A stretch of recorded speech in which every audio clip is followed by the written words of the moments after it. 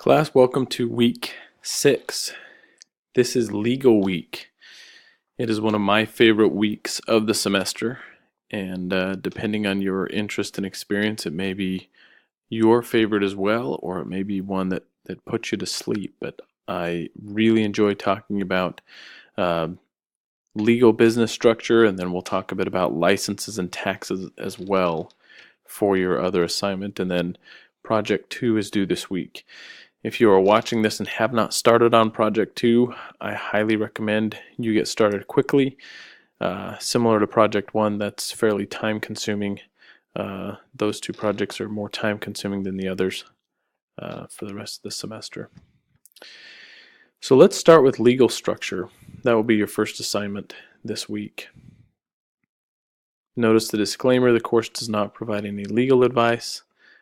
If there's a high concern about risk, then of course you'd want to talk to an attorney. For this course, we recommend not pursuing high risk businesses. An online business is meant to be fairly low risk. Excuse me. But we'll talk a little bit about how to structure that business. The link here is for a basic overview on business structures in the United States. For students living outside the United States, you want to search for the legal structure in your country, and you may be using different terminology or phrases depending on where you live. I'll walk you through the basics for what you'll find on this website, hg.org.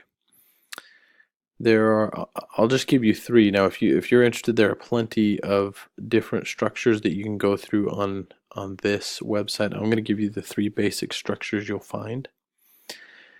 And that is, first, a sole proprietorship. That's where you own the business. It's just you. It's usually very simple to set up a sole proprietorship.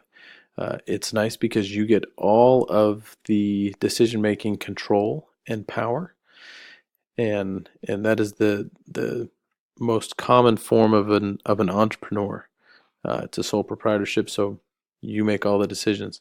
It is, from a lawsuit standpoint, if someone were to sue you, it's where you would find a greater risk of your personal assets being at play. We'll talk through a limited liability corporation later, but as a sole proprietorship, if you own your company, the law often views that as your home finances and your business finances are kind of mixed. And so if someone pursues you legally, then a little bit more of your personal assets are at risk instead of just the business. Business partnership, very similar to sole proprietorship, except that there are 2 or more people. And then together you decide who has what decision-making authority. But from a risk standpoint, it's very similar to a sole proprietorship, just with more than one person. I won't talk about C&S Corps. There are certain tax benefits, but we won't get into those. Here's the reading if you'd like to know more about them.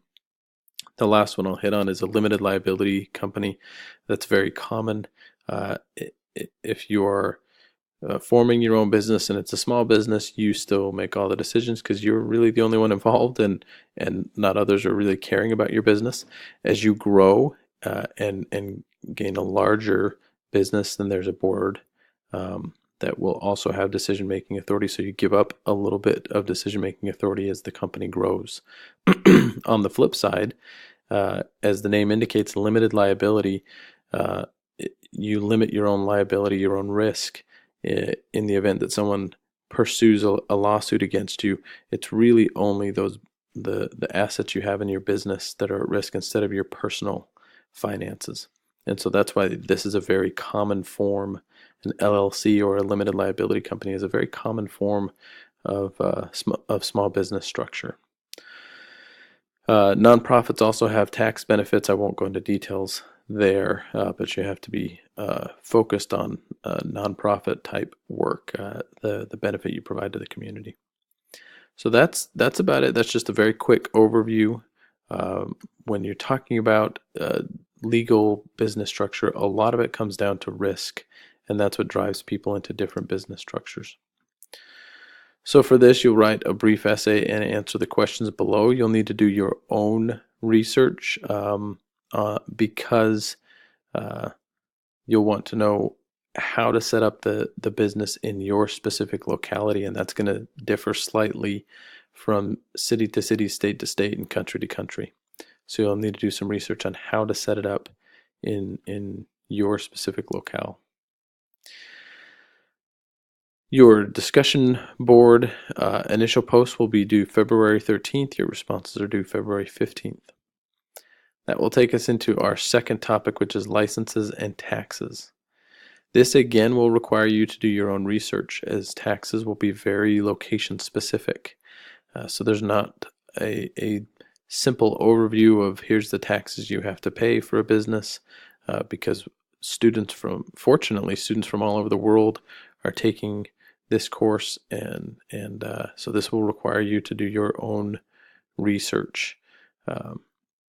But this overview, this reading will give you a good overview, and then you'll want to start researching on your own. Government websites are usually the best, the truest information source, and most cities are trying to encourage businesses to come and invest in their city. So most of this information should be fairly readily available from a state or other government website. So make sure that you explain in your Word document any licensing or any taxes you'll have to pay. Make sure you cite where you got that information from. So provide references, typically URLs, but provide those references. But the overall should be a fairly straightforward explanation of what you'll need and how you came to that conclusion. That essay will need to be at least 125 words. So that's it for the week. It hopefully doesn't get too complex. The research you'll do outside of the class will demand a bit from you, but I'm hoping that Legal Week does not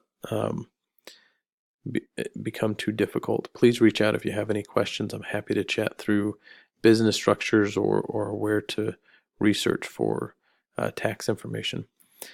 Again, Project 2 is due. Please make sure that one is submitted on time by February 17th, and then you will finish your weekly reflection, and that'll be it for the week.